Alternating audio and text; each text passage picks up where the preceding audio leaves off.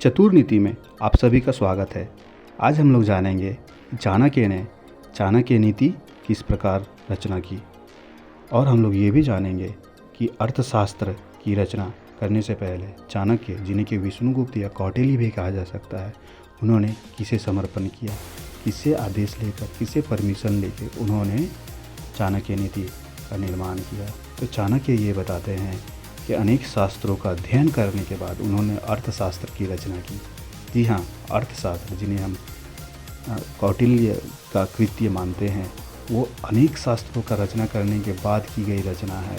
यानी कि अर्थशास्त्र में जितने भी सूत्र दिए गए हैं तो चाणक्य ने अनेक शास्त्रों के अध्ययन के बाद किया। तो चाणक्य प्रभु प्रार्थना करते हुए कहते हैं, प्रणम्य शीर्षा विष्णुम त्रिलोक्याधिपतिम प्रभुम नाना शास्त्रोद्धृतम वक्ष्ये राजनीति समुच्चयम। यानी कि चाणक्य ये कह रहे हैं, मैं तीनों लोगों के स्वामी, तीनों लोग अर्थात स्वर्ग, पृथ्वी, पाताल के स्वामी सर्वशक्तिमान भगवान श्री विष्णु को सिर झुकाकर प्रणाम करता हूँ।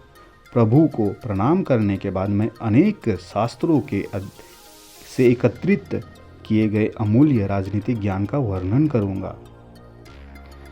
चाणक्य बोलते हैं कि राजनीति और लोक कल्याण से संबंधित जितने भी सूत्र हैं, अनेक शास्त्रों से एकत्रित करने के बाद उन्होंने अर्थशास्त्र में उकेरा है। चाणक्य सबसे पहले सर्वव्यापी ओमनी प्रेजेंट श्री विष्णु जी को प्रणाम करते हैं और पब्लिक वेलफेयर, लोक कल्याण या राजनीति, पॉलिटिकल के अनेक सूत्र अर्थशास्त्र में अंकित करते हैं। लोगों को ये जानना बहुत ही आवश्यक है कि इन सूत्रों को अपने जीवन में उतारने के बाद, जानने के बाद, व्यवहार में लाने के बाद वो लोक कल्याण के लिए राजनीति करें और लोक कल्याण के लिए इनका पालन करें, ना कि अपने कल्याण के लिए। क्योंकि हम सभी जानते हैं कि मगध में श्री चंद्रगुप्त मौर्य को बैठाने का काम उनके गुरु कौटिल्य यानी कि विष्णुगुप्त यानी कि चाणक्य ने किया, लेकिन वे इन सभी चीज़ों का इस्तेमाल किया उन्होंने लोक कल्याण के लिए, भारत को अखंड भारत बनाने के लिए, पूरे भारत को जोड़ने के लिए। इसीलिए आज चाणक्य को इतने गर्व से जाना जाता है, इतने गर्व से माना जाता है।